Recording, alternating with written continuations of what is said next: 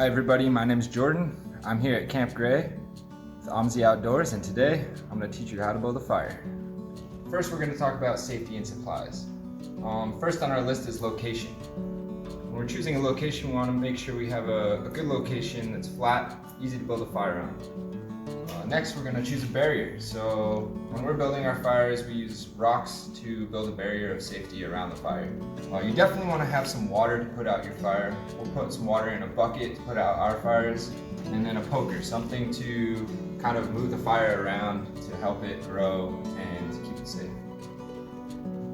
So the next thing we're going to talk about is our fire triangle. Our fire triangle is made up of 3 elements.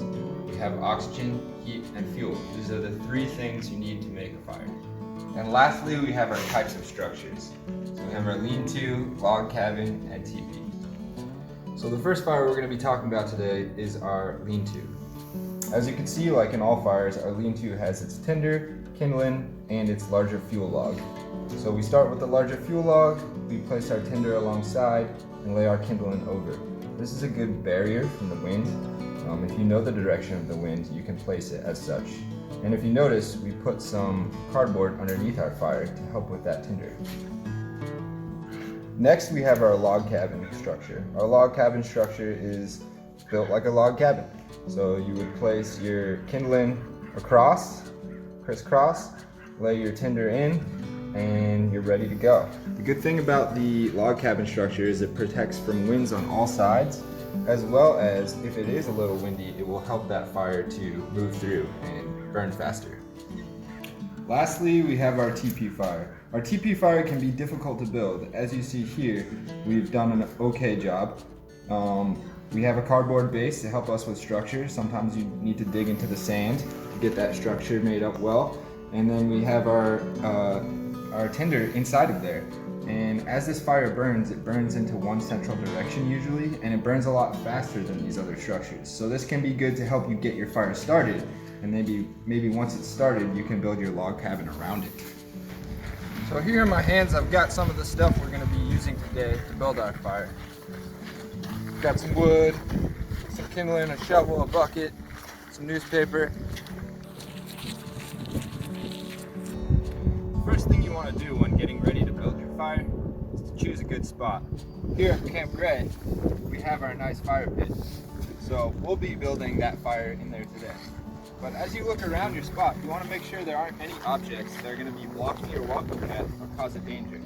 So I'm going to clean some of this stuff up.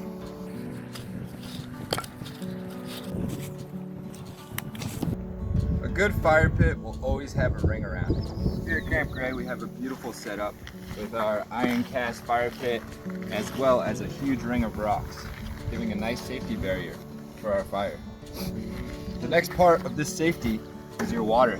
You want to have a bucket of water or something to put that fire out in case it gets out of control. And the final piece of our safety equipment is our handy dandy shovel. Our shovel will be used to stir our fire, maybe dig a hole if there's not a proper place for it. And when you're putting out your fire, you might want to spread those embers around with something that's not going to burn your hands. As we talked about with our fire triangle, right here I have all of my fuel. This is what I'm going to use to get the fire started. Start here with some tinder, move our way into the kindling, and up to our bigger logs.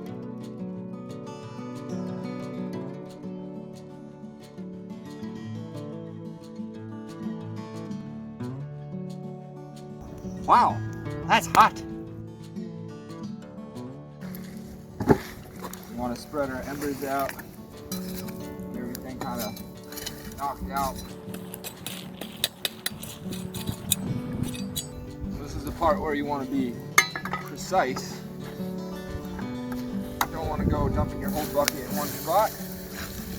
You go slowly along points where you see smoke, and you know you're safe when you don't see any more steam come out of the log. Just to be safe, you want to make sure your fire is cold to the touch. So you wait till that steam goes away.